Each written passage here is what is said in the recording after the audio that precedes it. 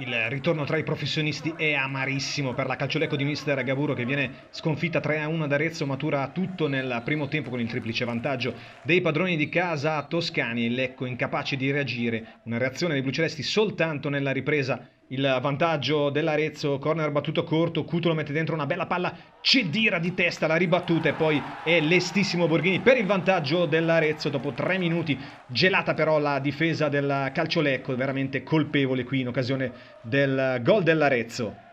Cutolo è un fattore e fa davvero malissimo la retroguardia bluceleste. Qui si fa 40 metri, palla al piede il numero 10 dell'Arezzo, poi le finte, arriva alla conclusione chirurgica sul palo lontano con il mancino, beffato Bacci, è il 2-0, Lecco in bambola al 9° minuto, è già 2-0 e il ritorno tra i professionisti è veramente drammatico per la squadra di Gaburro.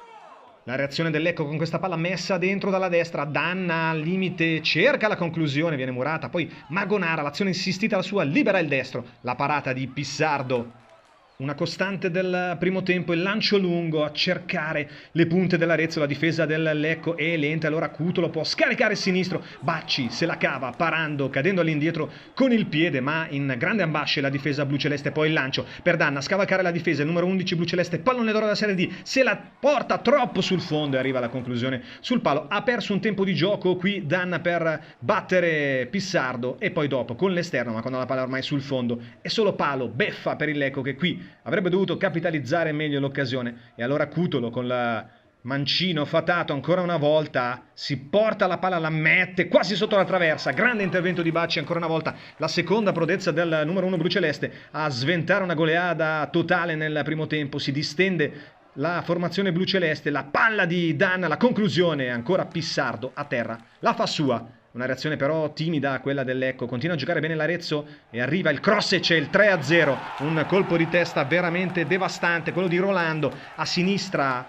Fa malissimo l'azione degli aretini alla Calciolecco, ancora una volta però la difesa immobile, grandissimo stacco aereo di Rolando, poi la festa sotto lo spicchio di tifosi della curva dell'Arezzo. Il 3-0 è pesantissimo e chiude di fatto già la partita nel corso dei primi 45 minuti. La grande chance per il 4-0 arriva con questa conclusione, arriva Rolando che la mette dentro sulla conclusione del numero 7 Belloni, c'è però posizione di fuorigioco e rete dunque annullata. Nel corso della ripresa ancora l'Arezzo all'inizio che cerca di chiudere il risultato, la conclusione però è alta sopra la traversa, il Lecco reagisce, cross lungo, i cambi scuotono la formazione di Gaburro, mette dentro questo pallone, cerca la rovesciata Capogna, fuori il Lecco che poi gioca bene Capogna, viene fuori a fare la sponda, apre su uno scatenato Giudici in inizio di ripresa, Giudici morbido, il cross arriva, Marchesi, appuntamento con il gol rispettato, puntuale, 3-1, il Lecco riapre la sua partita nel corso della ripresa, non servirà però perché nel corso